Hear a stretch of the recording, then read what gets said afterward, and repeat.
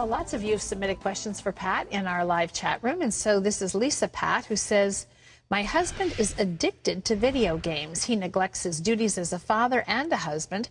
How can I get him to take an interest in the children? They need their father. Yeah.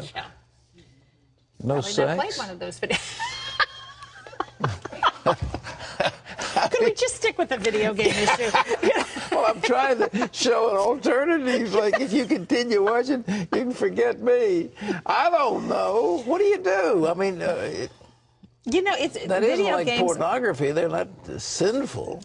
No, but I mean, you know, when they obsession. become, it becomes, an obsession is a good word for it, almost more than an addiction. It's an obsession. Well, I don't know. I don't play video games. I really haven't got an answer, but I think those games have become much more obsessive than people ever anticipated well, you know, they would be. Dungeons and Dragons, we used to inveigh against that thing. I mean, people actually were to the point of either killing people or committing suicide because of that horrible game. I mean, it was addictive and mind-altering. I don't know what to do. Get a counselor. Get somebody who's can get into his life. I mean, you know, he's got to get out and do something else, and maybe you can get him to do some of the man things like play football, play touch football, go fish, go hunt, you know, get a shooting range and go shoot skeet. I don't know what you can do, but...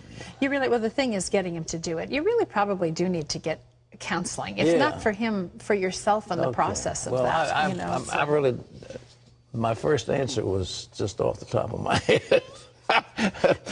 We do that. All right, go ahead. Okay. This is Ava, who says, since age 10, I've had agoraphobia, which is a fear of going outside. I'm now in my 20s, and I still rarely go outside because I'm so afraid. I want to overcome this without going to a shrink. What can I do?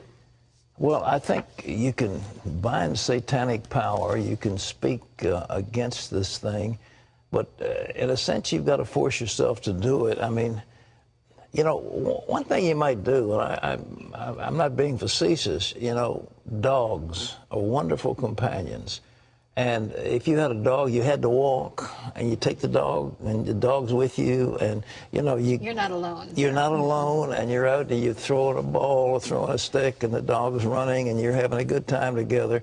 Little by little by little, you could break this thing, but that's one thing I would suggest. I mean, it's, you know. There are also lots of scriptures that talk about overcoming fear and God's power to help you do that. Perfect love casts out fear.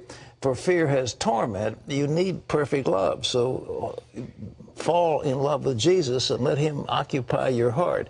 But I do think you've got to get out and to see those goblins aren't real out there. Get a dog. All right. This is Todd, who says, Sex for one, dog for others. I can hardly wait for question 3. Terry, says, I've got the answers to everything. Obviously you do. I'll write these down. Todd says, I'm a Christian, but I never hear God talking to me. What am I doing wrong? You've got to spend time with him. You know, in today's world, there's so many voices. We have radio. My brother, who's now passed on, when he woke up in the morning, the radio went on immediately, and it was music, and then there's news. And then people are hitting those buttons to see Fox and Friends or one of those other early shows. And either that, now you've got an iPad, or you've got something else you punch up, and so you're suddenly, you're consumed with all these things. Be still and know that I am God. And I think that's what God is looking for. We've got to spend time with him. That's when he speaks to us. He's not going to speak to you if you're always in a hurry. This is Seth, who says, I'm 14 and I'm a Christian. My classmates tell me to show them that Jesus is real. I show them scripture, but they don't believe it. What else can I do? By your life. We talked earlier about the language of love, about acts of service.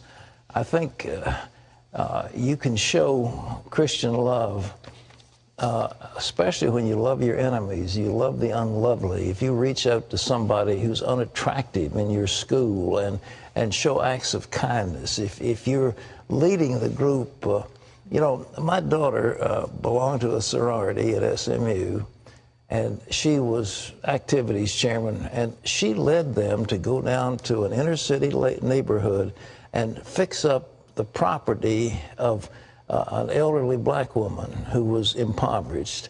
Now, that's how you begin to show Christianity. Reach out to those less fortunate and lead others with you. Say, well, let's go down to the poor people and let's help them. Let's see if we can't go to a soup kitchen and give some food out. That would be, you can show what your Christianity is. Lots of opportunities for that. All right.